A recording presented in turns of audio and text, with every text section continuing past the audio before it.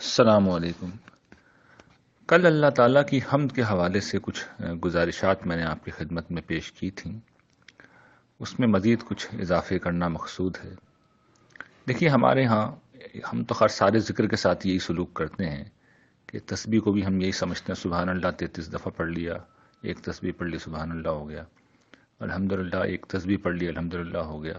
یہ ذکر نہیں ہوتا، یہ تو زبانی ایکسرسائز ہے۔ ذکر تو اصل میں دل کی کیفیت کا نام ہے جو الفاظ کی شکل میں اپنا اظہار کرتی ہے۔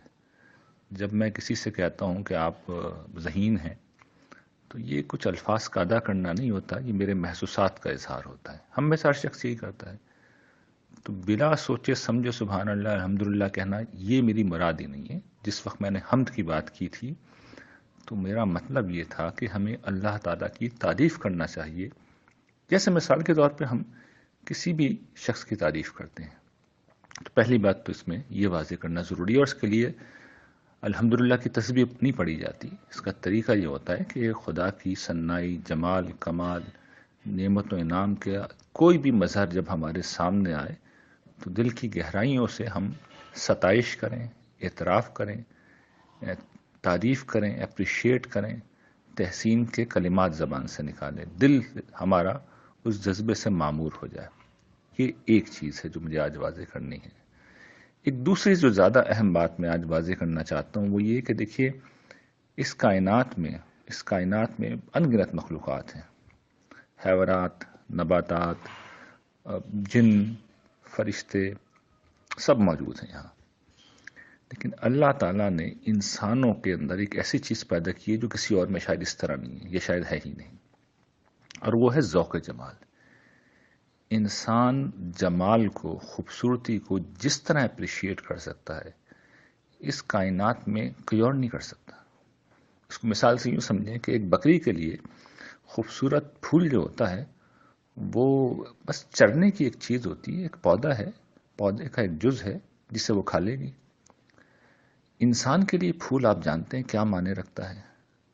خوشبو کو لے لیجئے، خوشبو انسانوں کے اوپر کیسا تھرلنگ اثر کرتی ہے، دوسری کوئی مخلوق اس طرح اپریشیٹ نہیں کر سکتی۔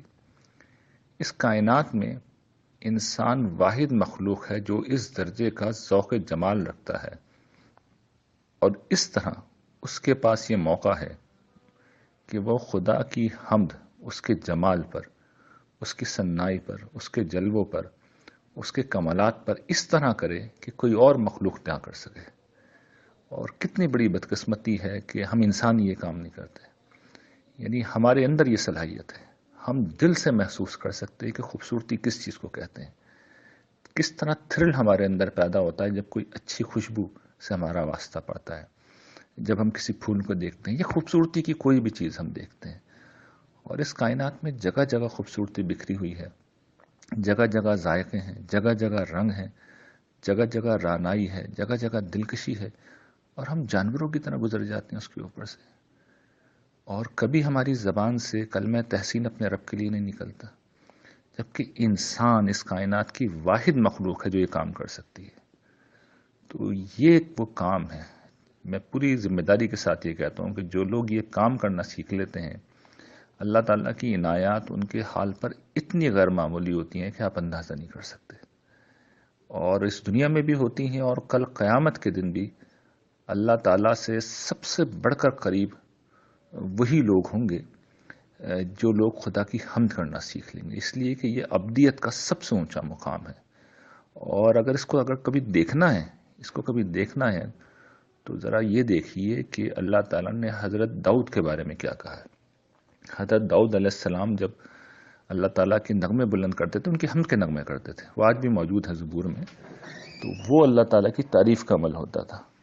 اس تعریف کے عمل میں اللہ تعالیٰ یعنی کیا تاثیر پیدا کرتے تھے کہ پرندے اور پہاڑ بھی آگے ان کے ساتھ حمد میں شریک ہو جاتے تھے۔ تو جو چیز اتنی مؤثر ہو، آپ اندازہ کر سکتے ہیں کہ اس شخص پہ اللہ کا کیسا فضل ہوگا، دنیا میں بھی اور آخرت میں بھی۔ وآخر دعوانا الحمدللہ رب العالمین۔